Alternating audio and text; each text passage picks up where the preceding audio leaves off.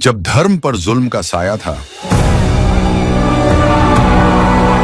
जब औरंगजेब ने सत्य को मिटाने का संकल्प लिया था, तब एक वीर आगे बढ़ा, दादा कुशाल सिंह दहिया। वीरता और बलिदान की अमर कहानी।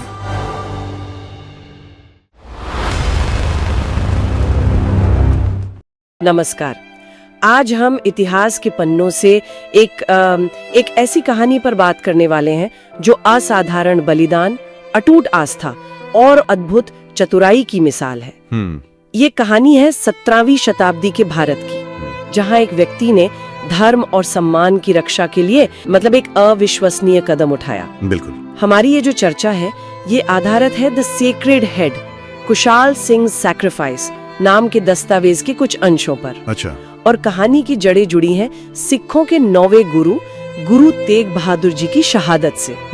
ये वो दौर था मुगल बादशाह औरंगजेब का शासन और धार्मिक असहिष्णुता अपने चरम पर थी। सही। और इस पूरी घटना के केंद्र में है दादा कुशाल सिंह दहिया। उनका एक ऐसा काम जिसने न सिर्फ गुरु तेग बहादुर जी के पवित्र शीश की रक्षा की, बल्कि इतिहास में त्याग और सूझबूझ का एक नया अध्याय लिख दिया। तो आज हम इसी अविश्वसनीय कृत्य के पीछे की भक्ति, उस त्याग की गहराई और इस अद्भुत योजना को समझने की कोशिश करेंगे। चलिए शुरू करते हैं। बिल्कुल। देखिए, हमें उस समय के माहौल को समझना होगा। साल था 1675। औरंगजेब का भारत पर शासन था और उसकी नीतियां खासतौर पर गैर मुस्लिमों के लिए, हिंदुओं और सिखों के लिए बहुत कठोर थीं। हाँ, सुना है मैंने। जो इस्लाम कबूल नहीं करते थे, उन पर भारी अत्याचार किए जा रहे थे। वो एक ऐसा समय था जब अपनी आस्था पर टिके रहना ही अपने आप में एक बहुत बड़ी चुनौती थी, समझ लीजिए। हाँ, बिल्कुल। गुरु तेग बहादुर जी की शहादत से ठीक पहले की अगर बात करें तो उनके 3 बहुत निष्ठावान साथी थे, भाई सतीदास जी, भाई मतीदास जी और भाई दयाला जी। उनको दिल्ली में चांदनी चौक पर गुरु जी की आंखों के सामने ही अत्यंत क्रूर यातनाएं देकर शहीद किया गया था। ओहो। भाई मतीदास जी को तो आरे से चीर दिया गया था। हाँ। भाई सतीदास जी को रूई में लपेटकर जला लिया गया और भाई दयाला जी को उबलते पानी में डालकर शहीद किया गया। ये घटनाएं बताती हैं कि वो दौर कितना भयानक था और सत्ता कितनी क्रूर थी। बिल्कुल। इसके बाद 24 नवंबर 1675 को जब गुरु तेग बहादुर जी ने भी इस्लाम स्वीकार करने से साफ मना कर दिया, तो उनका शीश धड़ से अलग कर दिया गया। लेकिन औरंगजेब की नफरत और क्रूरता वो यहीं खत्म नहीं हुई। अच्छा। उसने एक ऐसा हुक्म दिया जो न सिर्फ अपमानजनक था, बल्कि सिख समुदाय की धार्मिक भावनाओं को कुचलने की एक कोशिश थी। क्या हुक्म था? हुक्म था कि गुरु जी के पार्थिव शरीर के 4 टुकड़े किए जाएं और उन्हें दिल्ली शहर के चारों मुख्य दरवाजों पर लटका दिया जाए। क्या 4 टुकड़े? हाँ, ताकि लोगों में डर फैले और कोई दोबारा सिर उठाने की हिम्मत न कर सके। ये सिर्फ शारीरिक अंत नहीं था, ये एक तरह से आत्मा और सम्मान पर हमला था। ये सोचना भी मुश्किल है, गुरु का बलिदान और फिर उनके शरीर के साथ ऐसी बेअदबी का हुक्म। ये तो किसी भी समुदाय के लिए असहनीय होता। बिल्कुल असहनीय है। हाँ। लेकिन कहते हैं ना, जहाँ जुल्म होता है वहाँ कुदरत भी कभी कभी कुछ अलग करती है। जैसा कि हमारे स्रोत बताते हैं, ठीक उसी समय दिल्ली में एक भयानक आंधड़ आया, तेज तूफान। हाँ, धूल भरी तेज आंधी, एकदम अफरा तफरी मच गई चारों तरफ। अच्छा। और इसी अंधेरे और कोलाहल का फायदा उठाकर 2 सिखों ने गजब का साहस दिखाया। एक थे लखी शाह बंजारा, जो व्यापारी थे। लखी शाह बंजारा। उन्होंने बड़ी हिम्मत से गुरुजी के धड़ को उठाया और अपनी बैलगाड़ी में छुपाकर तेजी से वहां से निकल गए। और दूसरी तरफ भाई जैता जी। हाँ, भाई जैता जी, जिन्हें बाद में भाई जीवन सिंह जी भी कहा गया। उन्होंने गुरुजी के पवित्र शीश को बड़ी श्रद्धा से उठाया। और लखी शाह बंजारा का त्याग भी देखिए। वो गुरुजी के धड़ को लेकर अपने घर पहुंचे। रायसीना गांव के पास था शायद उनका घर। हाँ, रायसीना में। उन्हें पता था कि मुगल सैनिक ढूंढते हुए आ सकते हैं और धड़ की बेअदबी जरेंगे। तो सम्मानजनक अंतिम संस्कार के लिए और शरीर को दुश्मनों से बचाने के लिए उन्होंने क्या किया? उन्होंने अपने ही घर के अंदर गुरुजी के धड़ को रखकर पूरे घर को आग लगा दी। अपने घर को? धड़ का सम्मान पूर्वक अग्नि संस्कार था। अद्भुत। घर ही कुर्बान कर दिया। हाँ, आज जहाँ गुरुद्वारा रकाबगंज साहिब है, वो वही जगह है। ये अपने आप में त्याग और सूझबूझ का एक अनोखा उदाहरण है। बिल्कुल। ये तो हुई धड़ की बात। अब आते हैं कहानी के उस हिस्से पर जो आज हमारे लिए मुख्य है, गुरु जी का पवित्र शीश। हाँ, भाई जेता जी के पास जो था। बिल्कुल। भाई जैता जी ने गुरुजी की शीश को बड़ी सावधानी और सम्मान से एक कपड़े में लपेटा। उनके साथ कुछ और भरोसेमंद साथी थे। उनका लक्ष्य था इसे दिल्ली से करीब 300 किलोमीटर दूर आनंदपुर साहिब तक सुरक्षित पहुंचाना। आनंदपुर साहिब गुरुओं का प्रमुख केंद्र। हाँ, जहाँ गुरुजी का परिवार और उस समय बालक गुरु गोविंद राय जी थे। सिखों के लिए बहुत महत्वपूर्ण और पवित्र जगह। सही। लेकिन ये सफर आसान नहीं था। जैसे ही औरंगजेब को पता चला कि गुरुजी का शीश गायब हो गया है, वो तो आग बबूला हो गया होगा। बिल्कुल। उसने फौरन अपने सबसे तेज घुड़सवार सैनिकों को हुक्म दिया कि किसी भी कीमत पर वो शीश वापस लाओ। तो भाई जैता जी और उनके साथी रात के अंधेरे में मुश्किल रास्तों से, मतलब खेतों और जंगलों से होते हुए मुगल सैनिकों से बचते बचाते आगे बढ़ रहे थे। बहुत कठिन यात्रा रही होगी। हाँ, और इसी दौरान वे दिल्ली से निकलकर हरियाणा पहुँचे। सोनीपत जिले के पास बड़खालसा नाम का एक गांव है, वहाँ पहुँचे। अच्छा, बड़खालसा गांव। जी हाँ। तो जब भाई जैता जी और उनके साथी बड़खालसा गांव पहुँचे तो वहाँ तक गुरु तेग बहादुर जी की दिल्ली में शहादत की खबर वो पहले ही पहुँच चुकी थी। गांव के लोगों में गहरा शोक था, गुस्सा भी था। और जैसे ही उन्हें पता चला कि भाई जैता जी गुरुजी का पवित्र शीश लेकर उनके गांव में आए हैं, तो मतलब श्रद्धा और सम्मान की भावना उमड़ पड़ी। स्वाभाविक है। पूरा गांव उनके स्वागत के लिए और गुरुजी के शीश के अंतिम दर्शन के लिए इकट्ठा हो गया। वो बहुत ही भावुक और गंभीर पल था। बिल्कुल। इसी दौरान गांव के एक बहुत सम्मानित व्यक्ति थे, दादा कुशाल सिंह दहिया। अच्छा। दहिया खाप के मुखिया भी माने जाते थे। हाँ। उन्हें भी ये खबर मिली। वो तुरंत उस जगह पहुंचे जहां शीश रखा था। उन्होंने भी बड़ी श्रद्धा से दर्शन किए, श्रद्धांजलि दी। माहौल गमगीन तो था ही, पर एक संकल्प भी था कि गुरु के सम्मान की रक्षा करनी है। पर तभी एक और बुरी खबर आ गई। किसी ने बताया कि भाई जैता जी का पीछा करती हुई मुगल सेना गांव के बिल्कुल नजदीक पहुंच चुकी है। ओहो। हाँ, अब स्थिति एकदम से बहुत तनावपूर्ण हो गई। गांव वाले धर्म संकट में फंस गए। जाहिर है। एक तरफ गुरुजी का पवित्र शीश, जिसकी रक्षा उनका परम कर्तव्य था, दूसरी तरफ हथियारों से लैस क्रूर मुगल सेना, जिनके सामने गांव वाले शायद टिक नहीं पाते। बिल्कुल। गांव वालों के पास न उतने सैनिक थे, न वैसे हथियार। सीधा मुकाबला मतलब निश्चित हार और शायद पूरे गांव का विनाश। हाँ, ये तो भयानक दुविधा थी। एक तरफ धर्म और गुरु का सम्मान, दूसरी तरफ अपने लोगों और गांव की सुरक्षा। और सबसे बड़ा डर यही रहा होगा कि अगर मुगल सैनिक आ गए तो वो शीश छीन ले जाएंगे। हाँ, और वापस दिल्ली ले जाएंगे। इससे तो औरंगजेब का मकसद पूरा हो जाता, गुरुजी के बलिदान का अपमान और सिखों का मनोबल तोड़ना। बिल्कुल। शीश का आनंदपुर साहिब पहुंचना नामुमकिन हो जाता। गांव में चिंता और डर फैल गया होगा। अब क्या करें, कैसे बचाएं इस पवित्र अमानत को?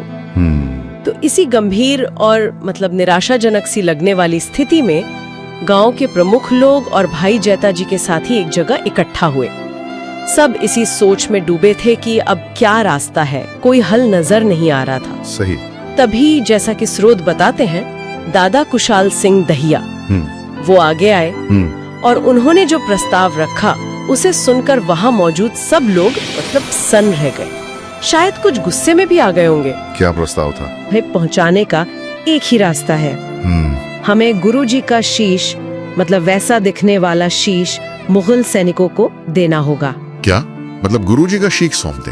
हाँ, पहली बार सुनने में ये बात किसी को भी चौंका सकती थी। शायद अपमानजनक लगी हो, कायरतापूर्ण लगी हो। हाँ, स्रोत यही बताते हैं कि उनके ये शब्द सुनते ही कई लोग गुस्से से उनकी ओर देखने लगे। शायद लगा हो कि दादा कुशाल सिंह डर गए हैं या उनकी निष्ठा में कोई कमी है। लेकिन दादा कुशाल सिंह शांत रहे। उन्होंने अपनी बात और साफ की। कैसे? उन्होंने कहा, आप लोग जरा ध्यान से देखिए, क्या मेरा चेहरा गुरुजी के चेहरे से काफी मिलता जुलता नहीं है? अच्छा, ये बात थी। हाँ, ये एक ऐसा तथ्य था जिस पर शायद पहले किसी ने ध्यान नहीं दिया था, लेकिन उस वक्त ये बात सबको सच लगी। फिर उन्होंने अपनी पूरी योजना बताई। अगर आप लोग मेरा शीश काटकर उसे अच्छी तरह सजाकर गुरु तेग बहादुर जी का शीश कहकर मुगल सैनिकों को सौंप देंगे तो वो धोखा खा जाएंगे। अच्छा। उन्हें लगेगा कि उन्होंने अपना काम पूरा कर लिया और वो शीश लेकर वापस दिल्ली लौट जाएंगे। इस बीच भाई जैता जी को असली शीश लेकर आनंदपुर साहिब पहुंचने का पूरा समय मिल जाएगा। वहां गुरुजी के शीश का पूरे सम्मान के साथ अंतिम संस्कार हो सकेगा। अद्भुत योजना। उन्होंने जोर देकर कहा, गुरु तेग बहादुर जी के शीश की शान बचाना इस समय हम सबका सबसे बड़ा धर्म है। हमारे पास इसके सिवा और कोई रास्ता नहीं है। ये सिर्फ एक विचार नहीं था, ये गहरी आस्था, अद्भुत चतुराई और चरम बलिदान का एक मिला जुला प्रस्ताव था। वो जानते थे कि शक्तिशाली मुगल सेना को सीधे रास्ते से नहीं रोका जा सकता, उन्हें धोखा देना ही एकमात्र उपाय था। और इस योजना के लिए सिर्फ उनका बलिदान ही नहीं, पूरे समुदाय का भरोसा और साथ भी चाहिए था। बिल्कुल। ये सोचना भी मतलब रोंगटे खड़े कर देता है। कोई व्यक्ति अपने जीवन का अंत इतनी शांति से और इतनी योजना बनाकर कैसे प्रस्तावित कर सकता है। सही बात है। और फिर सिर्फ प्रस्ताव नहीं, दादा कुशाल सिंह दहिया ने जो कहा वो कर दिखाया। उन्होंने स्वेच्छा से धर्म और गुरु के सम्मान की रक्षा के लिए अपना सिर कटवाकर गुरुजी के अनुयायियों को सौंप दिया। वो क्षण कितना भारी रहा होगा, कल्पना करना भी मुश्किल है। ये सिर्फ आत्म बलिदान नहीं था, ये एक रणनीतिक चाल थी जिसका सबसे जरूरी हिस्सा उनका अपना जीवन था। बिल्कुल। और जैसे ही ये महान बलिदान हुआ, योजना को फौरन लागू करने का समय आ गया। गांव के लोगों ने बड़ी तेजी और समझदारी से काम लिया। अच्छा। दादा कुशाल सिंह दहिया के शीश को भी उसी तरह कपड़े में लपेटा गया जैसे गुरुजी का शीश था। जब तक मुगल सैनिक गांव के पास पहुंचे, सिखों के दो समूह दोनों शीश लेकर अलग अलग दिशाओं में निकल चुके थे। दो समूह? हाँ। यहाँ एक और चालाकी भरी रणनीति अपनाई गई। वो क्या थी?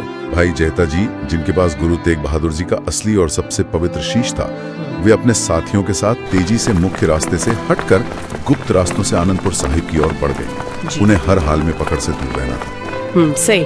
वहीं दूसरा समूह, जिसके पास दादा कुशाल सिंह दहिया का शीश था, उन्होंने जानबूझकर अपनी रफ्तार धीमी रखी। अच्छा। वे थोड़ा खुले रास्तों पर चले, जैसे कि वो थके हुए हों या रास्ता भटक गए हों। उनका मकसद था मुगल सैनिकों का ध्यान अपनी ओर खींचना और उन्हें उलझाए रखना। कमाल की रणनीति।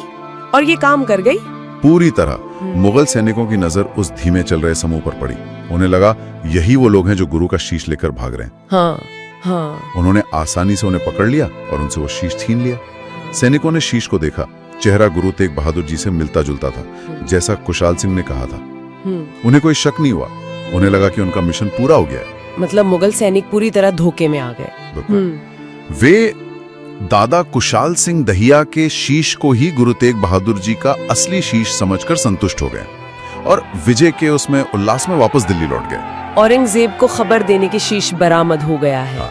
और इस सारे घटनाक्रम का सबसे महत्वपूर्ण और सुखद नतीजा ये हुआ कि गुरु तेग बहादुर जी का पवित्र शीश भाई जेता जी और उनके साथियों के अथक प्रयासों और दादा कुशाल सिंह दहिया के अतुलनीय बलिदान की वजह से सभी बाधाओं को पार करता हुआ सुरक्षित आनंदपुर साहिब पहुंच गया। बिल्कुल। वहां गुरुजी के 9 साल के बेटे गुरु गोविंद राय जी ने अत्यंत श्रद्धा और सम्मान के साथ अपने पिता के शीश को प्राप्त किया और उसका विधि पूर्वक अंतिम संस्कार किया। हाँ, जहां आज गुरुद्वारा शीशगंज साहिब आनंदपुर में है। बिल्कुल।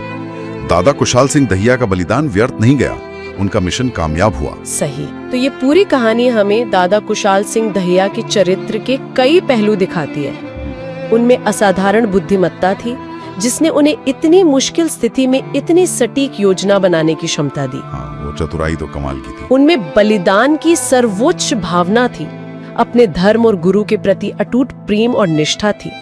उनका कार्य सिर्फ एक भावुक होकर उठाया कदम नहीं था, बल्कि ये एक सोची समझी रणनीतिक कुर्बानी थी। हाँ बिल्कुल, रणनीतिक, जिसका एक ही लक्ष्य था, गुरु के सम्मान की रक्षा। निश्चित रूप से।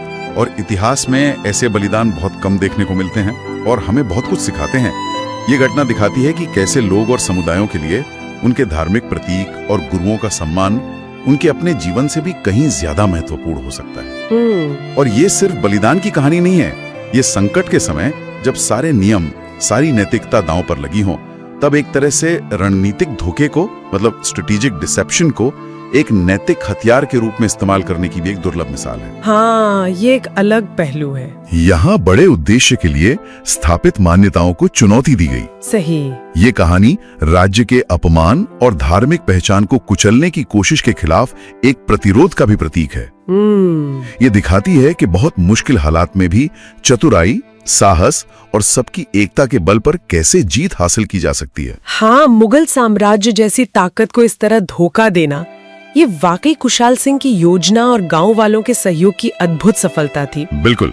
ये हमें नेतृत्व, संकट में फैसले लेने की क्षमता और समुदाय के अपने मूल्यों के प्रति समर्पण के बारे में भी बहुत कुछ सिखाती है। सचमुच एक ऐसी कहानी जो सोचने पर मजबूर करती है और इस असाधारण वृत्तांत को समेटते हुए ये हमें एक गहरे सवाल पर विचार करने के लिए भी छोड़ जाती है। मतलब इस तरह का बलिदान बिना कुछ सोचे, जहाँ किसी दूसरे व्यक्ति के सम्मान एक पवित्र प्रतीक को अपने प्राणों से भी ऊपर रखा गया, ये मानवीय दृढ़ विश्वास, आस्था और भक्ति की किन गहराइयों को दिखाता है।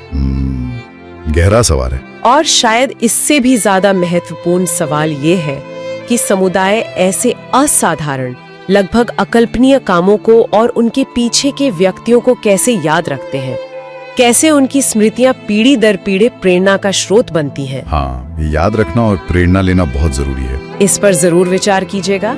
आज के लिए बस इतना ही। अगली बार फिर मिलेंगे एक और विषय पर गहरी चर्चा के साथ।